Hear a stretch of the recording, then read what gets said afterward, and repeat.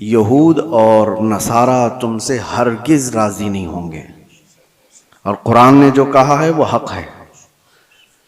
یہودی اور عیسائی تم سے کبھی بھی راضی نہیں ہو سکتے، حتی تتبع ملتہم، جب تک کہ تم ان کے دین میں داخل نہ ہو جاؤ۔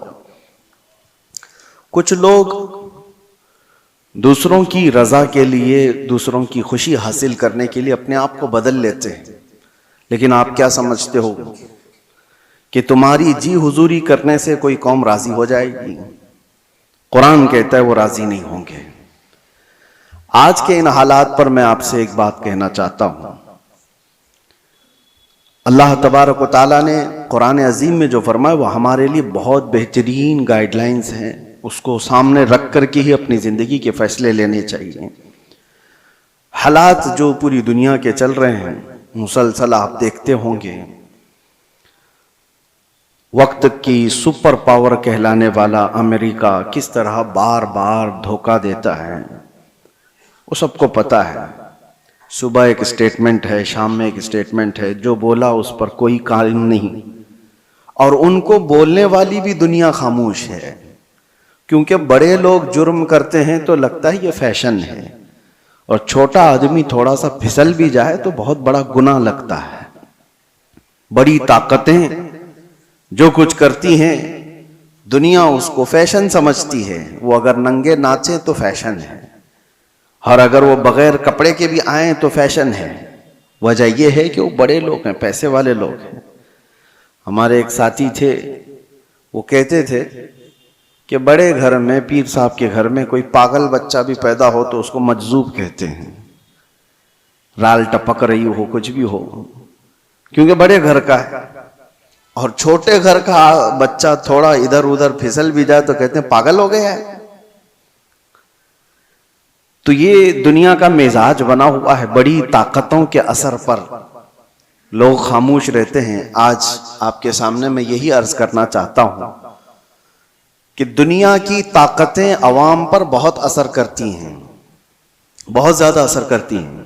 آپ یہ سوچتے ہوں گے جب الیکشن آتے ہیں، فیصلے ہوتے ہیں، ارے اس سے ہمارا کیا لینا دینا، ہم راجنیتی میں نہیں ہیں، ہم پالیٹکس میں نہیں ہیں، ہم سیاست میں نہیں ہیں، آپ یہ سمجھ کر کے بیٹھتے ہوں گے۔ لیکن میرے عزیزو، ہماری زندگی پر سب سے زیادہ اثر کرنے والی کوئی چیز ہے تو وہ سیاست ہے، وہ پالیٹکس ہے۔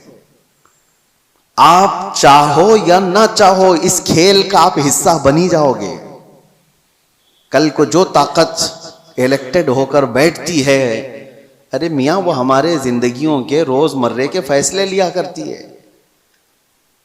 آپ سمجھ کر کے چلو۔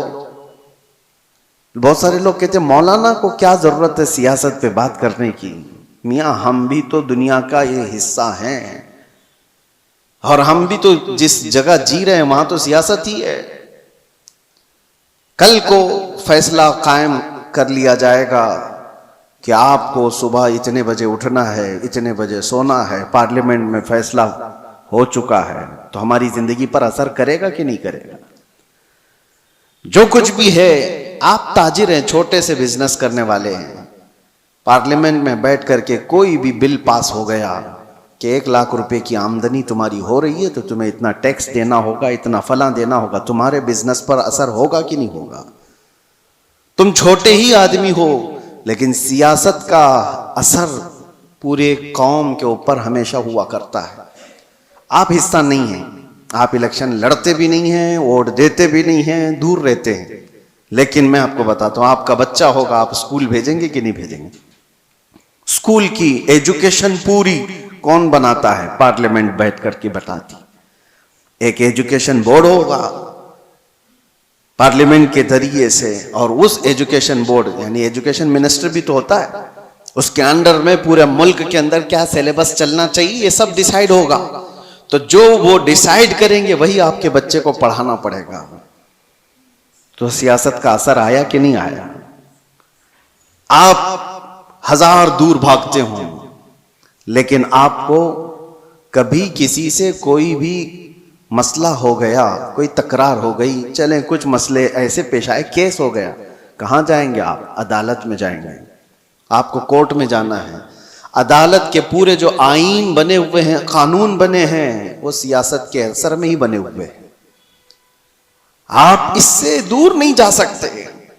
میں یہ ساری تمہید اس لیے عرض کر رہا ہوں کہ دنیا میں جو بھی طاقت پر بیٹھتا ہے اس کا اثر عوام پر ہوتا ہے. اب اس تمہید کو اگر سمجھ چکے ہو تو آگے کی بات سنو غور سے، بہت دھیان سے. کس لیے میں کہہ رہا ہوں؟ جب طاقت، بڑی طاقت حکومت پر بیٹھتی ہے تو عوام کی روزمرہ کی زندگی پر تو اثر ہوتا ہی ہے، لیکن ساتھ ہی ساتھ عقیدے پر بھی اثر ہو جاتا ہے، ایمان پر بھی اثر ہوتا ہے. اسی لیے جب حکومت پر جب بڑی ایسی طاقتیں آتی ہیں جن کا عقیدہ بالکل مخالف ہو تمہارے ایمان سے، اس کے باوجود اس کا اثر دیکھنے کو ملتا ہے عوام الناس پر. اب جو حالات ابھر کر کے آ رہے ہیں، دیکھنا میری بات کو آپ یاد رکھیں. میں پریڈکشن نہیں کرتا ہوں، کوئی بھوشمانی نہیں ہے، لیکن دستور ایسا چلا ہے. میں آپ سے کہہ رہا ہوں کل کو اگر ایران کا دبدبا بڑھتا ہے تو پھر جو حالات پیش آنے والے ہیں، میں اس کی مخالفت میں یہ نہیں کہہ رہا ہوں وہ نہیں ہونا چاہیے، یہ نہیں ہونا چاہیے. ہزاروں لاکھوں وہ لوگ ہوں گے جو اپنے عقیدے پر پھر سے دیکھنے پر مجبور ہو جائیں گے. اہل سنت و جماعت کے لیے ایک بڑا مسئلہ بھی ہوگا. ایسی ہی اس سے 100 سال پہلے جب سعودی میں وہابی حکومت قائم ہوئی، پیسہ، طاقت، سب کچھ ان کے پاس تھا. علماء خریدے گئے، کتابیں چھپائی گئیں، جنت البقیع کو بلڈوزر سے پورا تہس نہس کر دیا گیا، شرک کے نام پر بہت ساری چیزوں کو ختم کیا گیا. تو طاقت تھی، حکومت آئی، اور ایک دو نہیں، ہزاروں لاکھوں کی تعداد میں ان کے عقیدے کی بولی بولنے والے لوگ پیدا ہو گئے. صرف عوام نہیں، علماء بھی، بڑے بڑے مفتیان کرام جو منصبدار ہیں، وہ سب دولت کے تحت میں آ گئے، طاقت کے تحت آ گئے. یہ دنیا کا معمول ہے، یہ چلتا رہے گا. کل کو آپ بھی دیکھنا جب کوئی پاور میں آئے گا تو اس کی طرف بہت ساری قوم ہو جائے گی. وہ بہت ریئر لوگ ہیں جو اپنے ایمان پر قائم رہتے ہیں، وہ رسول اللہ کے دیوانے ہیں. میرے آقا صلی اللہ تعالی علیہ وسلم کے صحابہ میں اس وقت آپ کو بالکل اس بات کا اپوزٹ آپ کو دکھائی دے گا. اس کا اپوزٹ، حضور نے جب ایمان کی دعوت دی تو سب سے پہلے آپ کے پاس آنے والے صحابہ غریب تھے، بہت غریب تھے. اور ایسا نہیں کہ حضور پاک صلی اللہ تعالی علیہ وسلم کا مال دیکھ کر کے وہ آئے تھے کہ بڑی طاقت کے مالک ہیں، بڑے دولت کے مالک ہیں، ان کے پاس جائیں. نہیں، اس رسول کے پاس وہ آئے تھے جو پیٹ پر پتھر باندھا کرتا. وہ صحابہ اس رسول کے پاس آئے تھے جو فاقہ کشی کو زیادہ ترجیح دیتا. رسول کریم صلی اللہ تعالی علیہ وسلم کے ساتھ آ تو گئے غریب صحابہ، لیکن ان کے اپوزٹ میں کون تھے؟ ابو جہل بڑے پیسے والا، ابو لہب بڑے پیسے والا، صفوان بڑے پیسے والا. اتنے بڑے بڑے مالدار لوگ وہاں پر تھے جو یہ پورے صحابہ کی اکیلے کفالت کر سکتے تھے، سارے صحابہ کو وہ اکیلے پال سکتے تھے. اب یہاں پر میں آپ کو بتاتا ہوں، ایک طرف مال اور پیسہ اور طاقت و قوت ہے، اور ایک طرف یہ غریب صحابہ کی جماعت ہے جو پیٹی جا رہی ہے، ماری جا رہی ہے. صحابہ نے کیا کیا؟ اللہ اکبر. وہ مجھے بات یاد آتی ہے، خندق کے موقع پر 1 مہینے سے صحابہ خندق کھود رہے تھے، اور جب جنگ شروع ہوئی 12,000 کے قریب تعداد میں مشرکین آ گئے خندق کے اس پار. ان کو پتہ نہیں تھا یہ خندق والی جنگ ہے مشرکین کو. یہ صحابہ نے نیا طریقہ اختیار کیا تھا مدینے کی حفاظت کے لیے کہ وہ خندق عبور کر کے مدینے میں نہ آ جائیں. خیر، مہینہ گزر گیا تھا، کھانے پینے کی چیزیں ختم ہو گئی تھی، فاقے پر فاقہ چل رہا تھا. اس وقت سامنے والی جو فوج تھی وہاں سے تو روز گوشت بھوننے کی خوشبوئیں آتی، گرم روٹیاں ادھر پک رہی تھیں. وہاں تو پیسہ تھا، مال تھا، کھانے کی افراد تھی. صحابہ ادھر بھوکے ہیں، پیاسے ہیں، لیکن تاریخ میں آپ کھول کر کے دیکھو ایک صحابی نے بھی رسول اللہ کے یہ کہا ہو کہ چلو ادھر کھانے کی لذیذ چیزیں ہیں جا کر کھا کر کے تو آئیں، اس طرف انہوں نے چہرہ تک نہیں کیا. حضور پاک صلی اللہ تعالی علیہ وسلم نے ان سے کہا اے میرے صحابہ مجھے پتا ہے وہ گوشت کی خوشبوئیں تمہاری بھوک کو اور بڑھا دیتی ہوں گی، تمہارا صبر ٹوٹتا ہوگا، صبر کرو. صحابہ نے کیا کہا یا رسول اللہ صلی اللہ تعالی علیہ وسلم ہم روٹی اور بوٹی کے لیے اس جنگ میں آئے ہوتے تو یہاں نہیں ہوتے وہاں ہوتے، ہم آئے ہیں صرف چہرے رسول کے لیے.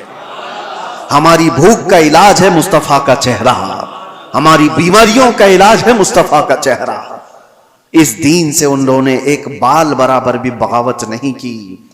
لیکن وہ عوام کی بات ہے کہ جب جب طاقت کسی ایسے گمراہ کے پاس بھی آ گئی تو اس کی گمراہی کی تعریف کرنے والی ایک جماعت پیدا ہو جائے گی.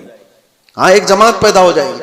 ارے دور تو چھوڑو، ہمارے اس ملک میں کچھ سالوں پہلے ایک کانفرنس ہوئی تھی دلی میں، آپ کو پتہ نہیں ہوگا، اس میں بڑے بڑے علماء اور بڑے بڑے صوفیوں کو جمع کیا گیا تھا. اور کانفرنس کرانے والے کون تھے؟ کانفرنس کرانے والے ملک کے پرائم منسٹر تھے. مسلمانوں کی، صوفیوں کی، خانقاہوں کی کانفرنس کرائی گئی تھی. ٹھیک ہے، علماء بھی اس میں شریک ہیں، خانقاہوں کے گدی نشین اور گدھے نشین سب اس میں شامل ہیں. اور شروع ہو رہی ہے کانفرنس تو مجھے حیرت ہوتی ہے، قصیدہ پڑھنے والا کوئی مولوی قصیدہ پڑھتا ہے بادشاہ کی شان میں، خدا کرے کہ تیری عمر کو عمر خضر عطا ہو. یہ دعا دی جا رہی ہے. میں یہ کہتا ہوں میرے عزیزو یہ سارا منظر ایک طرف، لیکن جو میں بات کہہ رہا ہوں طاقت اور سیاست جب آ جاتی ہے تو بہت سارے لوگوں کے عقیدے پر بھی اثر پڑتا ہے. اس وقت اپنا عقیدہ بچانا یہ بہت بڑا چیلنج ہوتا ہے. آپ کیا سمجھتے ہو یہ جو فرقے پیدا ہوئے دین میں یہ طاقت کے اثر سے پیدا ہوئے ہیں؟ جب سیاست پر، حکومت پر کوئی گمراہ بیٹھ جاتا ہے تو وہ اپنا عقیدہ سب پر تھوپنے کی کوشش کرتا ہے. معتزلہ کی جماعت آئی، معتزلہ ایک فرقہ ہے، وہ قرآن کو اللہ کی مخلوق مانتے تھے کہ قرآن فنا ہو جائے گا. بہت سارے ان کے عقیدے گمراہ تھے. جب وہ پاور پر آئے، خلیفہ بنے یا گورنر بنے تو انہوں نے عوام کو اور علماء کو زبردستی اپنا عقیدہ تھوپا. اور ایک دور ایسا آیا کہ علماء ان کے حساب سے فتویٰ دینے لگے، ان کی تعریفیں کرنے لگے کہ یہ حق جماعت والے لوگ ہیں. بادشاہ اعظم ان کی تعریف میں قصیدے پڑھے جاتے تھے. لیکن میرے عزیزوں پوری قوم کبھی گمراہ نہیں ہوتی. ہر زمانے میں حقانی علماء اور ربانی علماء موجود رہتے ہیں.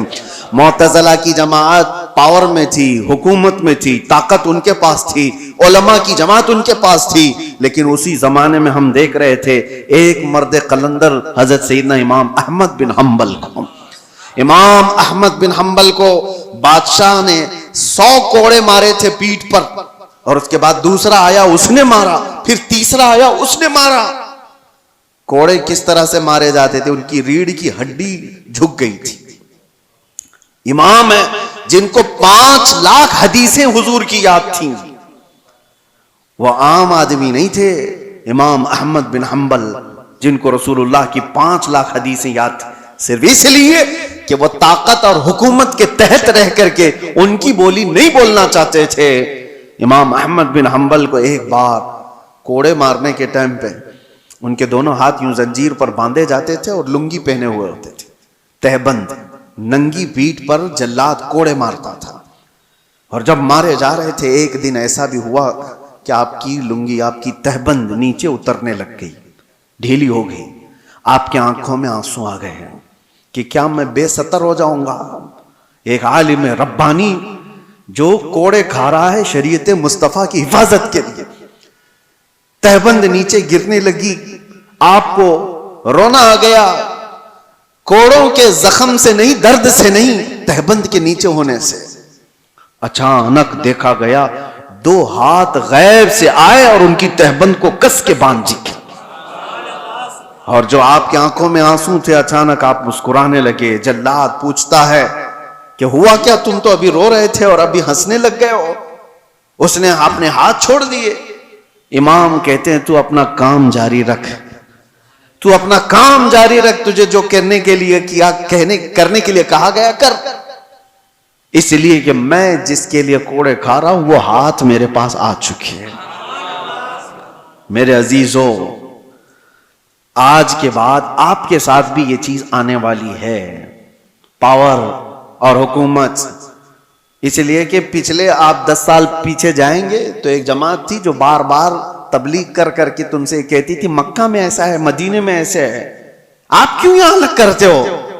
مکہ اور مدینے میں پاور, حکومت جس کے ہاتھ میں ہے وہ چاہتے ہیں کہ پورا کا پورا اپنا عقیدہ پوری دنیا پر تھوپے.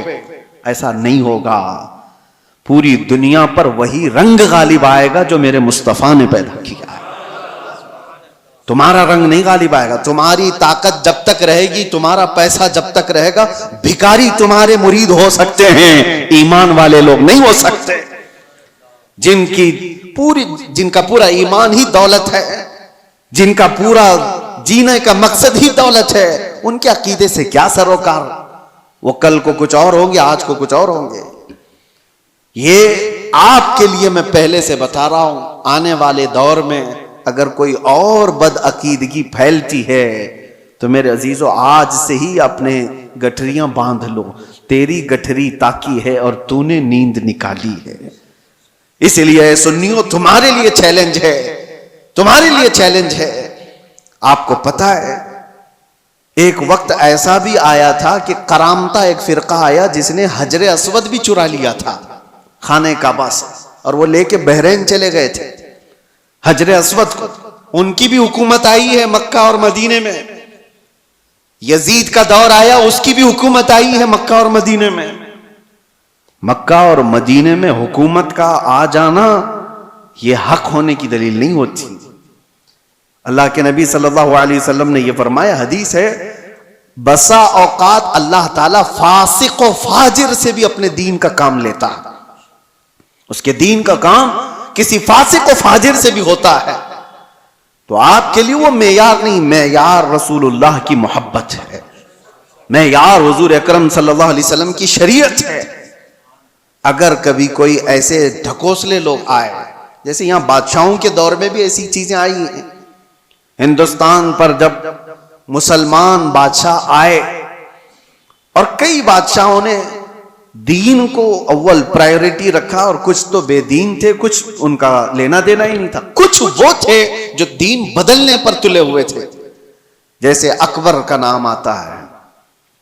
اکبر بادشاہ کے متعلق سنا ہوگا آپ نے, جلال الدین اکبر اس کو کہا جاتا تھا.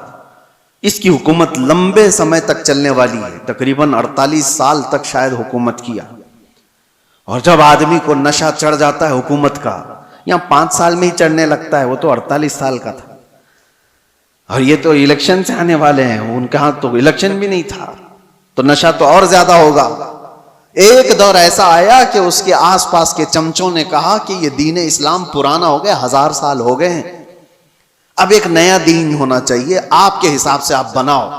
کہا تم لوگ بناؤ, سارے لوگ مل کر کے. تو وہاں کے فضلہ خار جو تھے وہ سب تیار ہو گئے, پیسے لیں گے اور بنائیں گے. ایک نیا دین بنایا گیا. نیا دین کیا تھا؟ اذان کی جگہ سیپ بجائی جائے گی. اذانیں نہیں, سب کو ایک کرنا ہے, سارے لوگ ایک ہی جگہ پر عبادت کریں گے, اور مسجد بھی ہوگی اور ممبر پر مندر بھی ہوگی, وہاں پر مورتی بھی رکھی جائے گی اور مسجد میں نماز بھی ہوگی. یہ دین الہی اس کا نام رکھا گیا. اور حد یہ ہے میرے عزیزوں, جو بات میں کہہ رہا ہوں, طاقت اور سیاست کا اثر عوام پر بہت ہوتا ہے. ہزاروں اور لاکھوں کی تعداد میں لوگ اس کے دین کو ماننے بھی لگ گئے. شروعات ہو گئی, کتنے مولوی بھی شروع ہو گئے کہ ہاں ایک ماڈرنزم ہے, نیا پن ہے, ہونا چاہیے, بادشاہ نے کہا ہے تو صحیح ہے. لیکن ہمیں یہ بات کہہ رہا ہوں نا, ہر زمانے میں گمراہ پورے نہیں ہوتے. حقانی علماء ہر زمانے میں اللہ تعالیٰ رکھتا ہے. ایک مرد قلندر احمد فاروقی سرہندی مجدد الف ثانی کھڑے ہوئے, اور انہوں نے اس کی تردید کی، اور جگہ جگہ آپ نے اپنے بیانوں سے انکار کیا کہ دین الہی نہیں ہوگا، دین مصطفیٰ ہی ہوگا۔ تم نے نام رکھا ہے دین الہی، یہ اللہ کا دین نہیں ہے، یہ بادشاہ کا بنایا ہوا دین ہے۔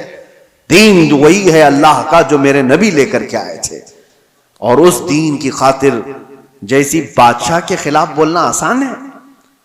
آسان ہے؟ آپ ان کی پالیسیوں کے خلاف بولو، ابھی دیکھو اٹھا لیں گے آپ کو۔ ہاں، کہنے کو دنیا میں ڈیموکریسی ہے، آزادی ہے، بولنے کی آزادی، freedom of speech, freedom of expression, پتہ نہیں کیا کیا چیزیں ہیں، لیکن وہ صرف اور صرف ان کے کتوں کے لیے ہے، ان کے پالے ہوئے کتوں کے لیے فریڈم ہے پورا۔ اور تم کہیں سے، ابھی دیکھو میں کتا ہی بول دوں تو پھر مشکل ہے، اٹھا لیا جائے گا، نہیں تمہارے لیے نہیں ہے، وہ ہماری طبیعت کے ہمارے پالے ہوئے لوگوں کے لیے، وہ جتنا چاہے بھوکیں، کیونکہ ہمارے کھلائے ہوئے کتے ہیں، ہمارے پالے ہوئے کتے ہیں، یہ کسی کو کاٹ لیں تو بھی جائز، کسی پر بھونکیں تو بھی جائز۔ دنیا کا تقریباً سسٹم یہی ہے، سب جگہ کہنے کو ڈیموکریسی ہے، آزادی سب کے لیے نہیں ہے۔ ہاں، اگر ان کے آلوچک ہو کوئی، ان کو کرٹیسائز کرنے والا کوئی ہو، ارے وہ ایک جملہ بھی بولے تو اس کو پکڑ لیا جائے گا، اور ڈائریکٹ نہیں پکڑا جائے تو پھر تمہارے ٹیکس کی انکوائری شروع ہو جائے گا، مال کہاں سے آتا ہے، کتنا کماتے ہو، کون سا اکاؤنٹ ہے، E D who, I T ہو، سب جگہ سے۔ بہرحال دنیا کا یہ نظام ہے، ان نظاموں سے نہ ڈرتے ہوئے بھی اللہ کے ربانی علماء موجود رہتے۔ مجدد الفسانی کو 8 سال تک جیل میں رکھا گیا تھا، صرف اکبر کے لائے ہوئے دین کی مخالفت کرنے کی وجہ سے۔ لیکن ہوا کیا، اکبر مر گیا، اس کا بیٹا جہانگیر آیا، اور اس کو جب بتایا گیا کہ جیل میں موجود ایک عالم ایسا ہے جو 8 سال میں 700 قیدیوں کو عالم بنا دیا، وہ وہاں پر بھی تبلیغ کر رہا ہے، آزاد کرایا گیا، اور اس کے بعد پھر اسی سرخ روئی کے ساتھ، عزت کے ساتھ مجدد الفسانی دین مصطفیٰ کا کام کر کے گئے دنیا سے۔ ہر زمانے میں یہ ہوتا رہے گا۔ تو میں یہ کہہ رہا ہوں، جب طاقت کسی کے پاس آتی ہے، ایسے گمراہ کے پاس، تو شیطان اس کے ذریعے سے پورے دین کو خراب کرنے کی کوشش کرتا ہے۔ اور ایسا عیسائیوں کے ساتھ بھی ہوا، یہودیوں کے ساتھ بھی ہوا، کیونکہ عیسائی پہلے جو تھے، حق جو علماء تھے، یہودی بھی، ارے وہ اللہ تبارک و تعالیٰ کی کتاب تورات کے ماننے والے تھے، موسیٰ علیہ السلام کی شریعت کے قائل تھے، لیکن جیسے ہی کسی کے پاس پاور آیا، شیطان اس کے سر پر سوار ہوا اور اس کے ذریعے سے گمراہیاں شروع کی، تو یہودی اس کے پیروکار اس کے طرف چلے گئے۔ عیسائیوں میں بھی ایسے ہی ہوا۔ 2 طریقے سے شیطان گمراہ کرتا ہے، ایک سیاست کے ذریعے سے اور دوسرے علماء کے ذریعے سے، اور یہ دونوں کا کمبینیشن ہوتا ہے۔ کیسے؟ سیاست جب پاور میں ہوتی ہے، طاقت، حکومت، وہ خریدتی ہے کچھ علماء کو، اور ان کے ذریعے سے جو کہلایا جاتا ہے وہ عوام پر اس کا اثر پیدا ہو جاتا ہے۔ حتیٰ کہ میں دیکھ رہا تھا ایک انٹرویو کو، حیرت ہوتی ہے، آپ کے پاس بہت ساری چیزیں آتی ہیں، سائنس پروون ہے، سائنس پروون ہے، کیا ہے مطلب؟ کچھ کھانے پینے کی چیزیں آپ کے پاس آ رہی ہیں، یہ کھاؤ، یہ ڈائٹ بہت ہی عمدہ ہے اور سائنس پروون ہے، سائنس نے اس کا سب سرچ کیا ہے اور ساری چیزیں اس پر سروے ہوا ہے، اور بڑے بڑے سائنٹسٹ نے اس پر مہر لگائی ہے۔ تو عوام اس کو ہاتھوں ہاتھ لے رہی ہے، ارے سائنس پروون ہے، یہ سائنٹیفک اعتبار سے بھی اس ہیلتھ کے بینیفٹ ہیں۔ میں دیکھ رہا تھا کئی سائنسدانوں کو تو حکومت خرید کر رکھی ہوئی ہے، بڑے بڑے پیسے والے لوگ ان کو خرید کر کے رکھے ہوئے ہیں۔ ارے چاہے کچھ بھی کچرا ہو، تم کہہ دو کہ میں نے ریسرچ کیا ہے، میں نے سروے کیا ہے 1.5 لاکھ لوگوں پر، اور اس کا اثر یہ آیا ہے، اور اس کے بدلے میں تم جتنا پیسہ لے لو۔ سائنسدان کو پیسے دیے گئے اور اس نے ایک بات کہہ دی کہ یہ سائنس پروون ہے، لاکھوں کی تعداد میں لوگ ہاتھوں ہاتھ خرید رہے ہیں۔ ارے بازار پر بھی اثر ہے ان کا، تمہیں کچرا بھی کھلانا ہو تو کل کو یہ کہہ دیا جا سکتا ہے سائنس پروون ہے، کیونکہ جاہل ہے کچھ بھی۔ تو سائنسدانوں کے ذریعے سے اگر مارکیٹ پر قابو پایا جا سکتا ہے تو علماء کے ذریعے سے کیوں نہیں پایا جاتا؟ جن کی آستھا لگی ہوئی ہے، تعلق لگا ہوا ہے۔ تو میرے عزیزو، آخری بات کہتا ہوں، مجھے یہ بات اس وقت پتہ چلی جب میں لوگوں سے رابطے میں نہیں تھا۔ آپ سمجھ سکتے ہوں گے، کچھ ایسے علماء کے چہرے سامنے آئے، اللہ اکبر، جو ماہانہ تنخواہ لیتے ہیں، ماہانہ تنخواہ لیتے ہیں صرف اور صرف بڑی طاقت کے حساب سے لکھنے پر اور بولنے پر اور قوم کی مخبری کرنے پر۔ نامور لوگ ہیں، پڑھے لکھے لوگ ہیں، تنخواہ ملتی ہے، بڑے بڑے طاقتوں سے پیسے لیتے ہیں، اور سامنے ہمارے چہرے آئے، زمین کے پیروں کے نیچے سے زمین کھسک جائے کہ یہ تو اتنے اچھے چہرے دکھے جاتے ہیں۔ ہاں، اسی لیے میرے عزیزو کہ ان کی قلم سے، ان کی زبان سے لوگوں پر وہی چیز ڈالی جائے جو حکومت چاہتی ہے۔ آپ کو پتا ہے اندرا گاندھی کے زمانے میں نسل بندی کرنے کا فیصلہ کر لیا گیا تھا، پاپولیشن کنٹرول کرنے کے لیے، کہ مردوں کو بھی جو ہے نا نسل بندی کرا دی جائے، یعنی ان کو بچے پیدا ہونے کی صلاحیت ختم کر دی جائے۔ لیکن اس میں مین مسئلہ آتا تھا تو مسلمانوں کا، مسلمانوں کے یہاں حرام ہے، نہیں مانیں گے، تو کیا کیا جائے؟ مسلمان مانیں گے تو کس کی حکومت کی تھوڑی نہ مانیں گے، یہاں جتنے بھی ڈاکٹر ان کو بتا دیں یہ فائدے ہیں وہ فائدے، تو بھی نہیں مانیں گے۔ ایک بڑا طبقہ ہے جو اپنے دین پر قائم ہے، اور دین کو منوانے کے لیے تو علماء چاہیے، تو سیدھے مدرسے گئے، بڑے بڑے مدرسوں میں، اور فتویٰ لیا، وہاں سے فتویٰ لیا بڑے بڑے مدرسوں سے کہ ہاں حکومت وقت کے حالات کے اعتبار سے جائز ہے، بند کرا سکتا ہے آدمی۔ کئی علماء فتویٰ دے چکے، لیکن اس کے بعد بھی ہندوستان پر اثر نہیں ہو رہا تھا، کیونکہ حکومت نے دیکھا تھا کہ ان کے اوپر زیادہ اثر بریلی کا ہے، تو بریلی پہنچے، لیکن بریلی میں کوئی ایرا غیرہ نہیں بیٹھا تھا، اعلیٰ حضرت کا شہزادہ بیٹھا ہوا تھا، حضور مفتی اعظم ہند رضی اللہ تعالیٰ عنہ، جو متقی پرہیزگار عالم دین، متقی بن کر دکھائے۔ اس زمانے میں کوئی ایک میرے مفتی اعظم کا تقوی چھوڑ کر، میرے عزیزو، ان کے پاس جب یہ سوال گیا تو آپ نے جو جواب دیا وہ موجود ہے، ایک بار نہیں کہا انہوں نے، پورے دلائل کے ساتھ لکھ کر نیچے لکھا نسل بندی حرام ہے، حرام ہے، حرام ہے، اور جو میرے مصطفیٰ نے حرام کیا وہ قیامت تک حرام ہے۔ اب یہ نکلا، حکومت کو پتا چلا کہ ایک مولوی سے پورا مسئلہ خراب ہو سکتا ہے، کیا کیا جائے؟ چھپنے سے بند کر دیا جائے۔ لیکن جو چیز اللہ پہنچانا چاہتا ہے وہ کسی کے بند کرنے سے کبھی نہیں رکتا، کبھی نہیں رکتا۔ پریس کو جلا دیا گیا تھا بریلی شریف میں، جس جگہ سے یہ فتویٰ شائع ہوا، پرنٹنگ پریس جلا دیا گیا، پریس کے مالکان کو قبضے میں لیا گیا، گرفتار کیا گیا، اور جو دیواروں پہ جا کر فتویٰ چپکا رہے پولیس پکڑ پکڑ کر لے جا رہی ہے۔ کہاں رکنے والی چیز کہاں ہے؟ پورے ہندوستان میں آگ کی طرح بات پھیل گئی کہ اعلیٰ حضرت کے شہزادے نے فتویٰ دیا ہے کہ نسل بندی حرام ہے۔ سب مل کر کے ایک طرفہ اعلان کیے، ہم حکومت کے اس فیصلے کو نہیں مانتے، یہ ہمارے دین کا حصہ ہے۔ تھوڑے دن ہوا، مسلمانوں کو تکلیفیں آئی، علماء گرفتار ہوئے، لیکن چند ہی دنوں کے بعد خبر آئی کہ لیڈی تخت سے اتر گئی، حکومت ہی گر گئی۔ تو میرے عزیزو، ایک بات یاد رکھو، طاقت اور پاور کے ذریعے سے پوری دنیا پر اثر قائم کیا جاتا ہے۔ آج امریکہ کی بولی بولنے والے لوگ بھی بہت سارے ہوں گے، وہ جو کر رہا ہے وہ صحیح ہے۔ اسرائیل کی بولی بولنے والے لوگ ہوں گے، کیونکہ تھوڑا سا ان کے ہاں سے گوبر مل جائے گا۔ ہاں، یہاں پر بھی بہت سارے ہوئے ہیں، بہت سارے ہیں، یہ جو کر رہے ہیں، مسجدیں توڑیں، خانقاہیں توڑیں، معبدیں توڑیں، اس سے کوئی بات نہیں، لیکن ہیں تو اچھے لوگ ہیں، ان کی جماعت کے بھی کچھ ہیں، ٹوپی بھی پہنیں گے، داڑھی بھی پہنیں گے، ان کا وہ ایمان ہے جو مال ہے۔ اسی لیے شیخ محی الدین ابن عربی کی وہ بات مجھے یاد آتی ہے، آپ کرسی پر بیٹھے ہوئے تھے، کچھ لوگ آئے ملنے کے لیے، آپ کے سامنے بیٹھے تھے، آپ نے بیان کرتے کرتے اچانک کہا تمہارا خدا میرے پیروں کے نیچے رہتا ہے۔ لوگوں سے اتنا کہا تو لوگ بھڑک گئے، اتنے بڑے عالم دین، اتنے بڑے صوفی، اور کفر کا فتویٰ لگا کر نکل گئے، یہ تو کافر ہو گیا۔